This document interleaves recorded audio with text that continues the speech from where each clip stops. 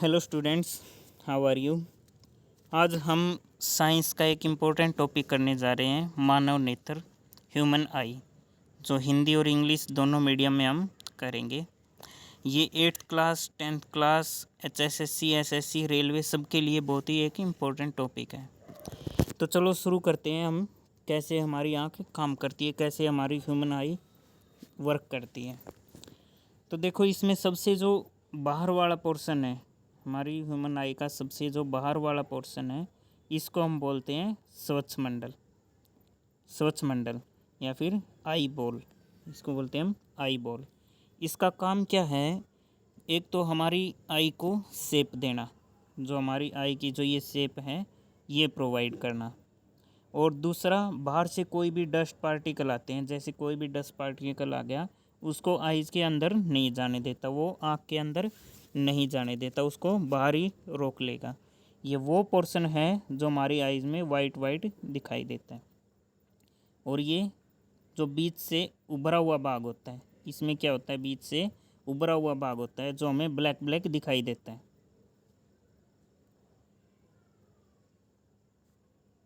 जो black black दिखाई देता है हमें, वो है ये बीच वाला पोर्शन। ओके, तो देखते हैं हम इसकी वर्किंग क्या है, कैसे ये काम करती है। तो बाहर से कोई भी ऑब्जेक्ट है, उससे लाइट आएगी,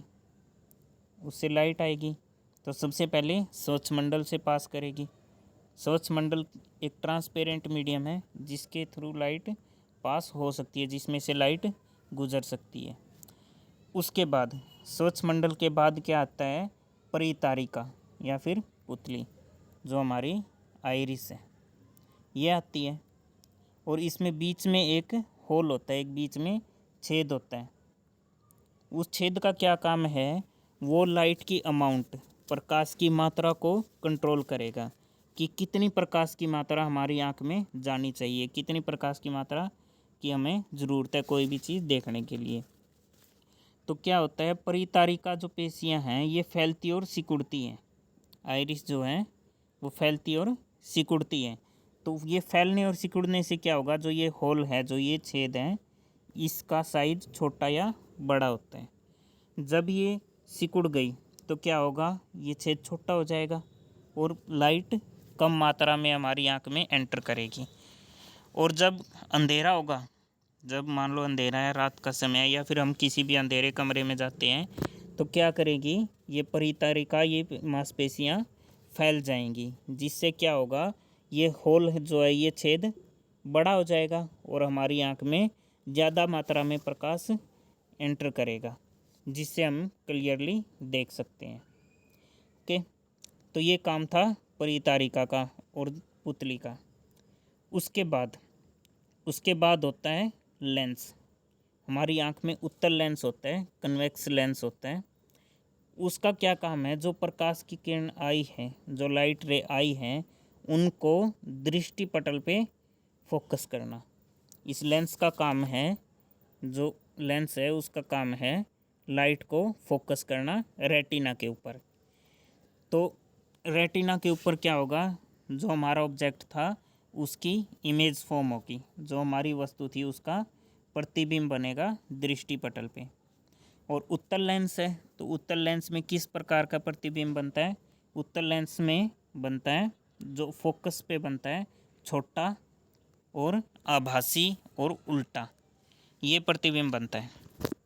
उसके बाद जो प्रतिबिंब बना है उसको हमारी दृष्टि तंत्रिकाएँ, जो ऑप्टिकल नर्व हैं, वो हमारे माइंड तक, मस्तिष्क तक लेके जाएंगी और ये इमेज हमारे मस्तिष्क में फॉर्म होगी। ये जो इमेज है, ये जो प्रतिबिंब है, वो हमारे दिमाग में बनेगा। तो ये था मोटा मोटा इसका पूरा वर्क। अब हम देखते हैं हम कैसे करते हैं, अपना डायग्राम बना के खुद बनाते हैं। तो ये सबका पता चल गया, सारे जो इसमें ऑब्जेक्ट, जितना कुछ भी इसमें है, जो आइज़ के पार्ट हैं, उनकी वर्किंग हमें पता चल गई। इसको हम अब एक इमेज के थ्रू बनाते हैं। ओके, तो हम क्या करते हैं, अपना डायग्राम बनाते हैं और आई की जो फुल फंक्शनिंग है, जो पूरा कार्य है, वो समझते हैं। तो आई का सबसे बाहर वाला पोर्शन, सबसे बाहर वाला पोर्शन, इसको क्या बोलते थे हम? आई बॉल या फिर स्वच्छ मंडल। ओके, तो इसमें क्या होता है, सबसे पहले लाइट यहाँ से एंटर करेगी, लाइट एंटर करेगी। अब लाइट तो एंटर हो गई, अब कितनी लाइट की हमें ज़रूरत है कोई भी ऑब्जेक्ट देखने के लिए? जैसे दोपहर को लाइट बहुत तेज़ होती है और शाम को लाइट बहुत कम होती है, तो उसको कौन कंट्रोल करेगा? उसको कौन प्रॉपर आँख के अंदर जाने देगा? यहाँ पे जो मसल्स होती हैं परितारिका, इनको क्या बोलते हैं? परितारिका।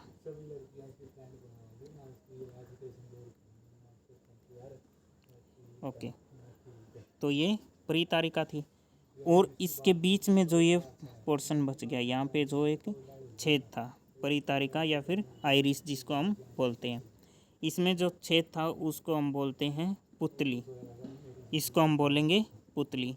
तो ये पुतली क्या है? ये छेद है। ये छेद जितना बड़ा होगा उतना ही ज़्यादा लाइट एंटर करेगी, और ये जितना छोटा होगा उतनी ही कम लाइट एंटर करेगी। जैसे हम दोपहर को बाहर खड़े हैं तो सनलाइट बहुत तेज़ होती है, तब क्या होती है? ये परितारिका है, ये आइरिस सिकुड़ के इस छेद को बहुत छोटा कर देती है, जिससे हमारी आँख में एक कंट्रोल्ड अमाउंट में, बहुत कम अमाउंट में लाइट जाती है, जिससे हम प्रॉपरली देख सकते हैं। उसके बाद जैसे ही हम किसी अंधेरे कमरे में आए तो इनको फैलने में, इस छेद को बड़ा होने में थोड़ा सा टाइम लगता है।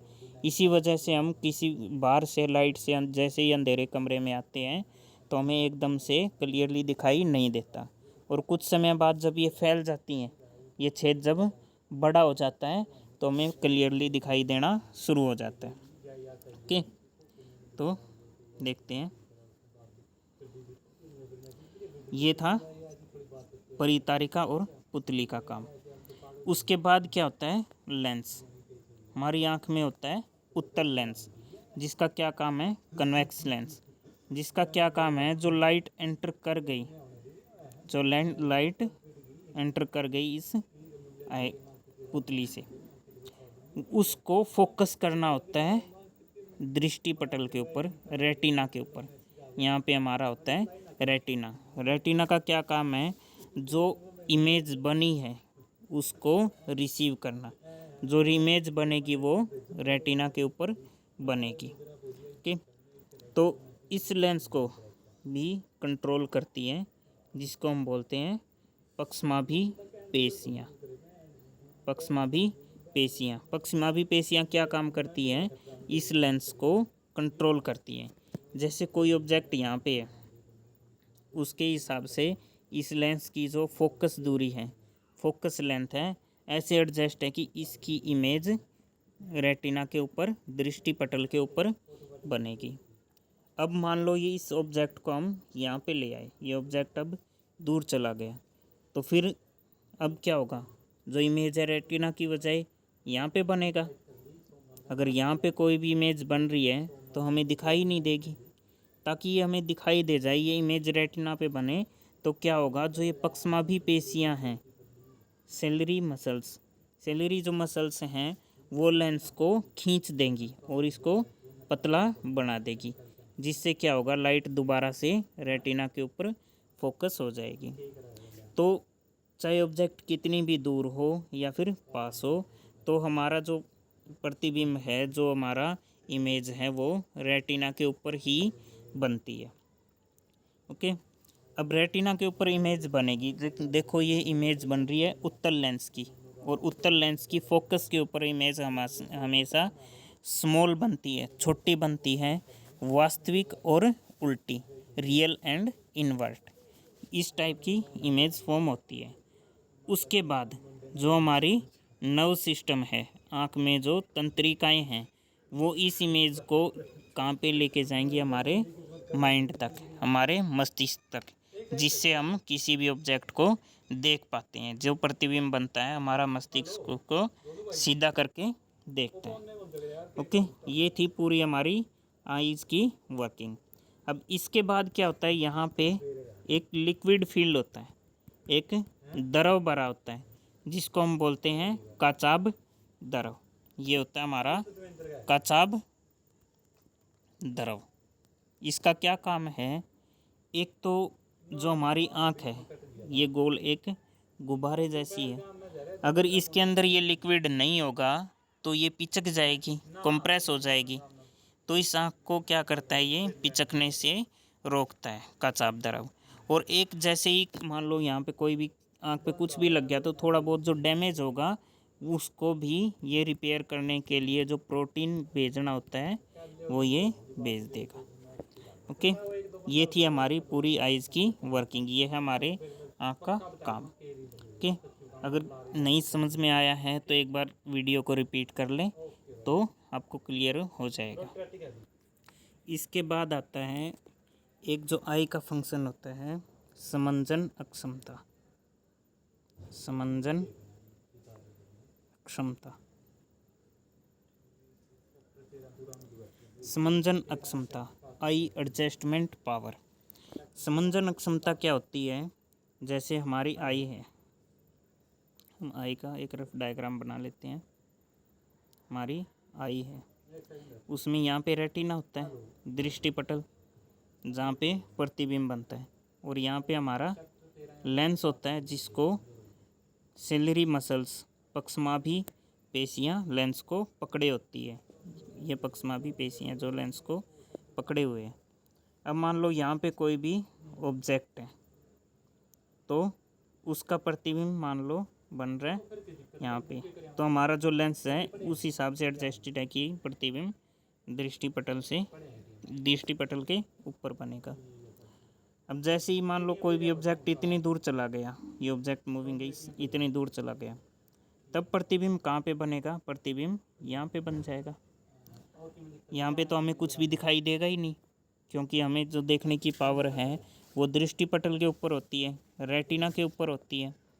तो इस केस में क्या करेगी, जो ये हमारी मांसपेशियाँ हैं, जो ये सिलरी मसल्स हैं, पक्षमाभी पेशियाँ हैं, इस लेंस को खींच देगी।